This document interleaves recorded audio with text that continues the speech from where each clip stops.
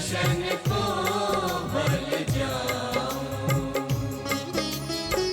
जप जप जीवा सतगुर नाम, जप जप जीवा सतगुर नाम। जी के दर्शन को बल जाऊं, गुरु जी के दर्शन को बल जाऊं।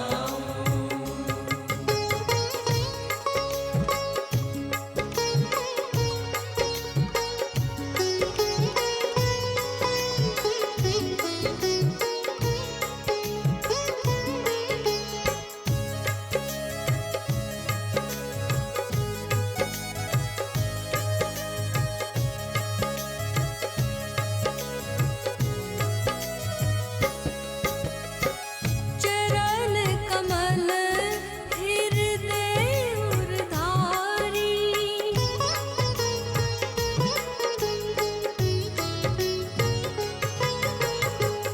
चरण कमल हृदय उरधारी।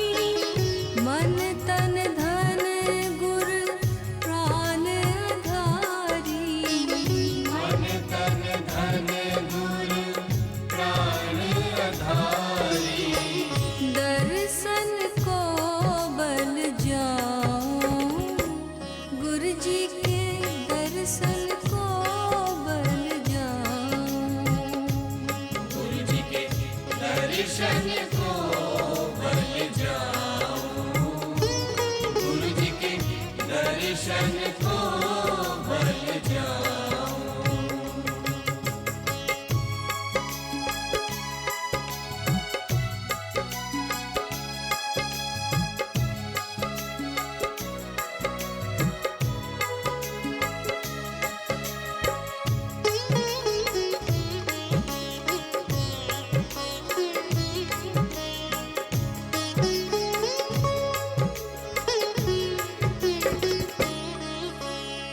सफल जन्म होवे परवान,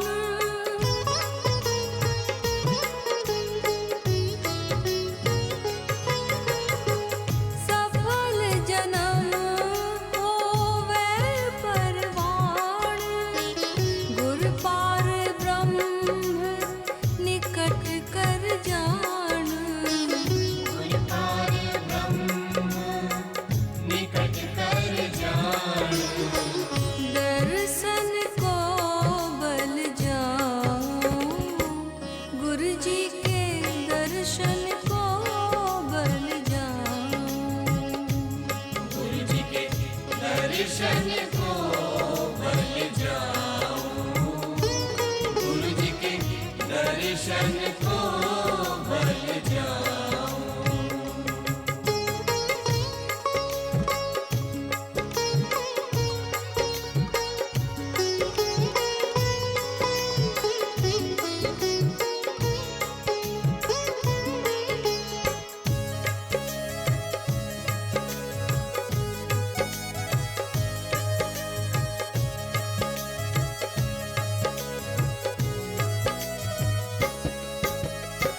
संत धूर पाए बड़ भागी,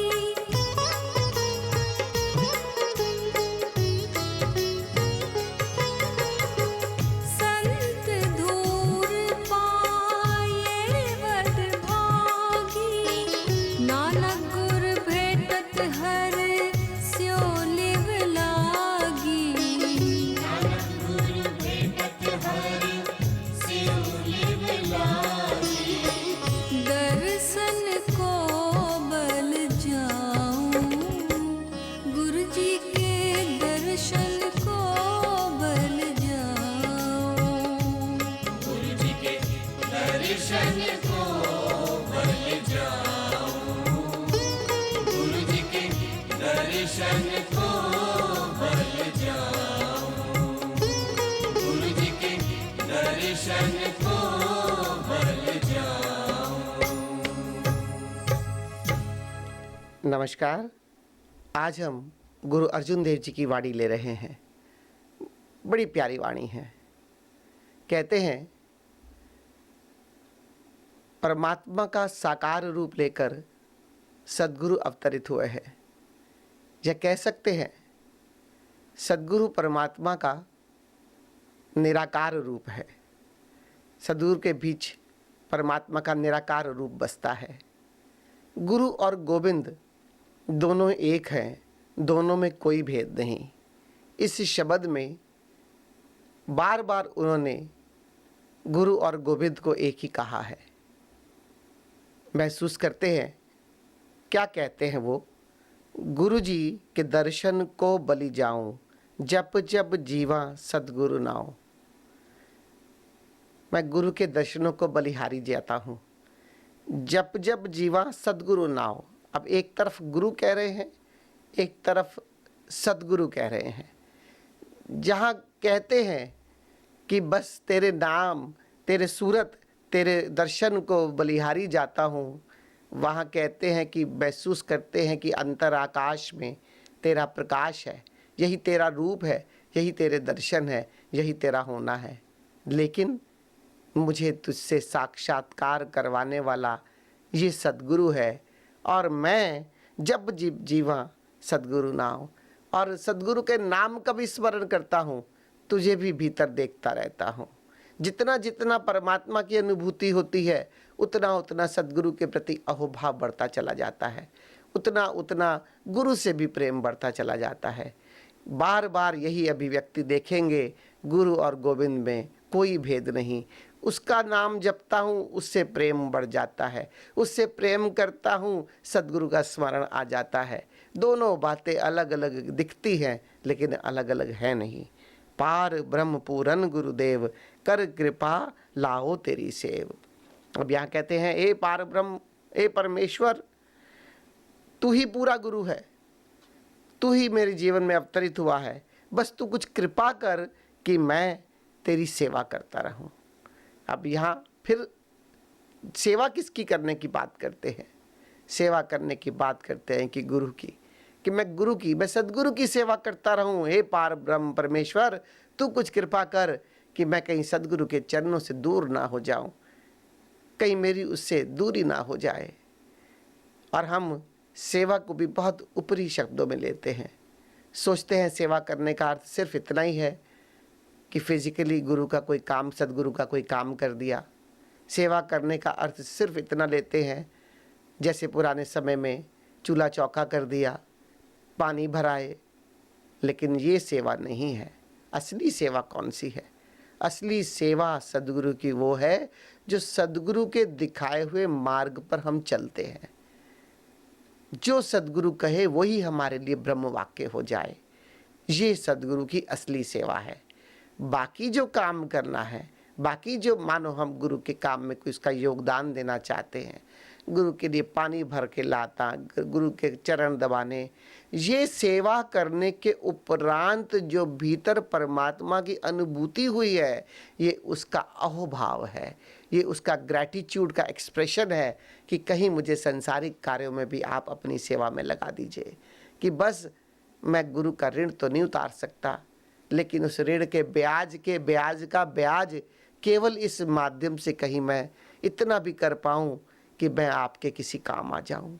और कहते हैं हे परमात्मा, तुम कुछ ऐसी कृपा करना कि मैं सद्गुरु की सेवा करता रहूं, सद्गुरु के बताए हुए मार्ग पर चलता रहूं, तुम्हारी अनुभूतियां होती रहें, मैं कभी माया में फंस ना जाऊं, मैं कभी मोह में फंस ना जाऊं, और मेरा हमेशा सद्गुरु के चरणों से प्रेम बना रहे। चरण कमल हृदय उर्धारी, तन मन धन गुरु प्राण आधारी। और कहते हैं कि ये परमात्मा तेरे चरण कमल हैं, मैंने अपने हृदय में बसा लिए हैं। इस अंतर आकाश में जो ये परमात्मा की ज्योति जल रही है, ये परमात्मा का जो ज्योत स्वरूप है, संतों ने इसे परमात्मा के चरण कमल भी कहा है। कहते हैं हे परमात्मा, बस तेरी ज्योति को मैं अपने भीतर समाये रखूं, निरंतर मुझे तेरा ख्याल बना रहे, मैं आँख बंद करूं और तेरे एहसास से भर जाऊं। कुछ ऐसा करो कि मैंने तुम्हारे चरण कमल को धारण तो कर लिया, बस निरंतर मेरी लौ इससे लगी रहे। चरण कमल हृदय उधारी, तन मन धन गुरु प्राण आधारी। और मेरे तन मन धन प्राण तो मेरे गुरु हैं, और तुम्हारे चरण हैं, बस दोनों मुझे मिलते चले जाएं और मेरा जीवन धन्य हो जाए। मेरे को गुरु का सहारा है, तन मन धन धन सब प्राण मेरे सदगुरु रे, उनका आसरा है, उनका आधार है, और तुम्हारा मेरे भीतर ज्योति स्वरूप है। इन दोनों में ही मेरा जीवन पूर्ण होता चला जाता है। सफल जन्म होवे परमाण, गुरु पार ब्रह्म निकट कर जान। अब यहाँ कहते हैं वही जीवन सफल हो सकता है, वही परवान चढ़ता है जिसने गुरु और गोविंद को पास से भी पास जाना, जिसने अपने हृदय में धारण किया, स्वयं को जाना कि हाँ बस मैं जो भी हूँ मुझे सदगुरु ने बनाया और मैं तुम्हें परमात्मा पास से पास अनुभव करता हूँ। मेरे भीतर मेरे अंतर आकाश में मेरे दशम द्वार में तेरी ज्योति जल रही है। तू इतना पास है कि तू मेरे भीतर है, और जब मैं तुझे भीतर जान लेता हूँ तब सब तरफ तेरी अनुभूति होती है, सिर्फ तू ही तू है। और उधर गुरु को मैंने अपने धारण किया हुआ है, गुरु भी मेरे भीतर है, गोविंद भी मेरे भीतर है। और कहते हैं जिन्होंने गुरु और गोविंद दोनों को अपने पास जाना, दोनों ने निकट से निकट जाना, दोनों ने जाना कि मेरे जीवन बस तुम्हारा ही भराव है, बस तुम ही तुम हो, इसके सिवा मेरा जीवन कुछ नहीं, वही परवान चढ़ते हैं। और कहते हैं संत धूरी पाए वड भागी, नानक गुरु भेटत हरि सो लिव लागी। और कहते हैं लेकिन मेरा कुछ प्रयास नहीं, मेरे करने से कुछ नहीं हुआ, मेरे भाग्य उज्जवल थे कि जो तुम मुझे मिल गए, मेरे भाग्य उज्जवल थे कि गुरु सदगुरु का सानिध्य मिला, मेरे भाग्य में लिखा था, मेरे मस्तक में लिखा था, तब मुझसे ये संभव हुआ कि मैंने परमात्मा का साक्षात्कार किया। मेरे भाग्य में एक सदगुरु लिखे थे तो मुझे परमात्मा का ज्ञान हुआ, और मेरे भाग्य में सदगुरु तुमने कृपा की कि केवल ज्ञान ही नहीं हुआ, मेरा प्रभु से प्रेम हो गया, तुमने मुझे प्रभु से प्रेम करवा दिया। बात भी सच है। इस संसार में देखो, कहो किसी का किसी से प्रेम हो सकता है, किसी का किसी से प्रेम करवा कर तो देखो, कभी संभव नहीं है। स्वयं कोई किसी से प्रेम कर सकता है, स्वयं किसी के प्रेम को अनुभव कर सकता है, लेकिन कोई दूसरे का किसी तीसरे से प्रेम कराना ये संसार में संभव नहीं। लेकिन सदगुरु ये असंभव काम भी करते हैं। एक शिष्य का परमात्मा से प्रेम करवा देते हैं, एक शिष्य को परमात्मा से मिला देते हैं, और फिर अंतर आकाश में उसका मिलन कराते हैं, अंतर आकाश में उसका दीदार कराते हैं, और कहते हैं आंख बंद करो, उसे दीदार करो और उसके साथ एक हो जाओ।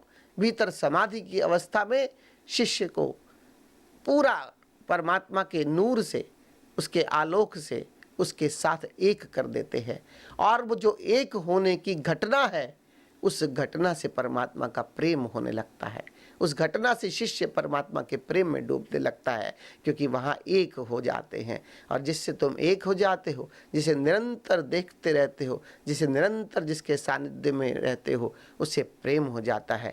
और जितना जितना गहरा प्रेम होता है, जितना जितना उस परमात्मा से भेंट होती चली जाती है, उतना उतना ही गुरु से भी प्रेम बढ़ता चला जाता है। तो प्रेम करवाने वाले से भी प्रेम हो जाता है, और जिससे प्रेम करने को कहा जा रहा है शिष्य, उसके भी प्रेम में डूब जाता है। और जब एक बार प्रेम हो जाए फिर परमात्मा विस्मृत नहीं होता, फिर तू भूलता ही नहीं कि तुझे याद करना पड़े, ना विसरो थे ना याद आओ, बस फिर हर सांस में तेरा ख्याल है, हर सांस में तेरे होने की प्रतीति है, हर सांस में तेरा एहसास है। इसी को संतों ने कहा है निरंतर सुमिरन में रहना, निरंतर तेरा गुणगान करते रहना। और फिर शिष्य परमात्मा का गुणगान करता चला जाता है, शिष्य परमात्मा के स्मरण में जीने लगता है, शिष्य परमात्मा के सुमिरन में जीने लगता है। यही उसकी जीवन शैली हो जाती है। और जब ये जीवन शैली हो जाती है, जिसे यहाँ गुरु अर्जुन देव जी कह रहे हैं कि मेरे मस्तक में लिखा था, मेरे भाग्य में लिखा था, संत धूरी पाए वड भागी, मैंने संतों की, अपने सदगुरु की पैरों की धूल पाली, नानक गुर भेटत हरि सो लिव लागी। नानक देव जी यहाँ कहते हैं गुरु अर्जुन देव जी के माध्यम से कि तुमने मेरे मस्तक में लिखा था, गुरु से भेंट कराई, और गुरु ने परमात्मा से प्रेम करवा दिया, परमात्मा से साक्षात्कार करवा दिया, परमात्मा से इतना गहरा संबंध बना दिया कि अब परमात्मा भूलता नहीं।